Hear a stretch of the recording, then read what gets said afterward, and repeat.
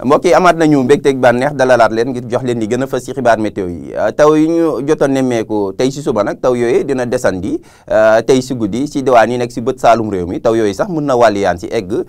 si diwaan yi nekk si sowu réew mi Mbuur Cees dem sax ba Ndakaaru tàngoor guddi si nag dina wàññeeku as tuut ndax lu ko waral taw ji ñu jot a nemmeeku si biir réew mi taw jooje nag dina wàññi tàngoor ji moo xam tey si guddi dem sax ba ëllëg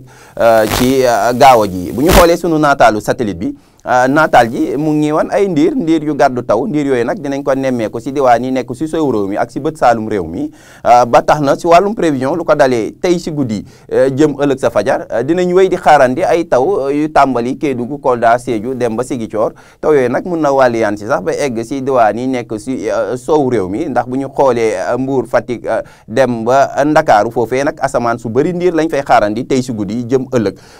asamaan soosee nag mun na indi léeg-léeg ay taw yu yëmambaay si Mbour Thiès dem ba Ndakaaru bu ñu ñëwee si diwaan yi nekk si bët gànnaar nag foofu daanaka ab tekkaaral mooy doon lu gën a fës lu ñuy xaarandi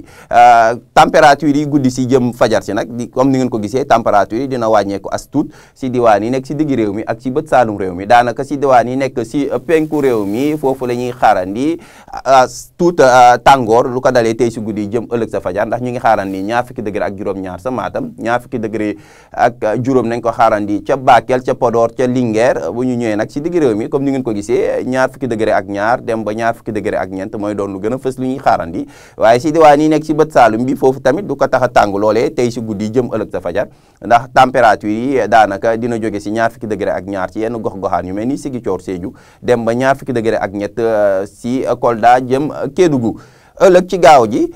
comme ni ko naataal ji di wone taw yi nag dina desandi as tuut si diwaan yi nekk si bët saalum réew mi daanaka lu des si réew mi comme ni nga ko gisee ab tekkaaral mooy doon lu gën a fës daanaka ab jant ju fenk la ñuy xaarandi ak tuuti ndiir yuy doxantu si digg réew mi ak si bët gànnaar waaye lu desandi si taw yi daanaka si bët saalum la Ziguinchor Sédhiou Kolda dem Kédougou ba Tamba foofu mun nañ fa xaarandi ay taw yu yomamaay lu des si réew mi tekkaaral mooy doon lu gën a fës taw yi ñu fi jot a nemmeeku nag dina wàññi tàngooru bés bi as tuut ndax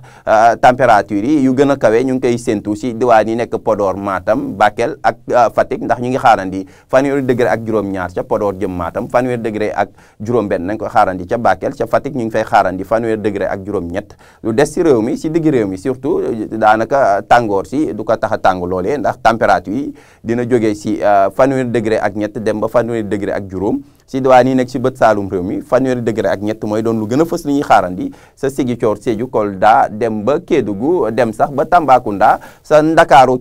Ndar ñu ngi fay xaarandi fanweeri degré ak benn mbokk yi daal si tënk jàpp leen ni lu ko dalee tey si guddi jëm ëllëg ca gaaw ji si suba taw yi ñu fi jot a nemmeeku tey si suba taw yooyu dina desandi si diwaan yi nekk si bët saalum réew mi taw yooyu sax mun na wàlliyaan si ba egg si sowu réew mi Thiès Mbour dem ba Ndakaaru lu des si réew mi ab tekkaaral mooy gën a